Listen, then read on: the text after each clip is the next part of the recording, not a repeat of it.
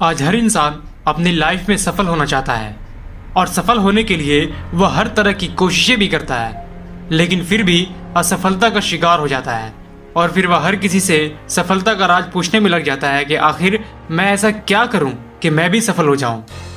तो सफलता के इस रहस्य को मैं एक छोटी सी कहानी के जरिए आपको समझाने की कोशिश करता हूं। एक बार एक नौजवान लड़के ने सुकरात से पूछा कि सफलता का रहस्य क्या है। तो सुकरात ने उस लड़के से कहा कि अगर तुम सफलता का रहस्य जानना चाहते हो तो कल मुझसे नदी के किनारे मिलो।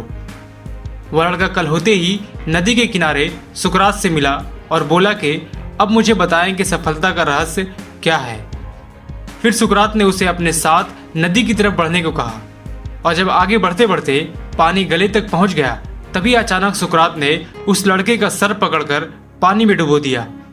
अब वह लड़का पानी में डूबते ही छटपटाने लगा और बाहर निकलने के लिए संघर्ष करने लगा, लेकिन सुकरात उसे तब तक डुबोए रखा जब तक कि वो नीला नहीं पड़ने लगा।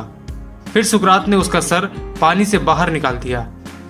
अब वह लड़का बाहर निकलते ही हांफते हुए तेजी से सांस लेने लगा, जिसकी उसे सख्त जरूरत थी। तब सुकरात ने उससे पूछा कि जब तुम पानी के अंदर थे तो तुम सबसे ज्यादा क्या चाहते थे।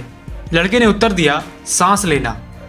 तब सुकरात ने उससे कहा, यही सफलता का रहस्य है। जब तुम सफलता को उतनी ही बुरी तरह से चाहोगे जितना कि तुम पानी में डूबते वक्त सांस लेना चाहते थे, तब जाकर तुम्हें सफलता मिलेगी।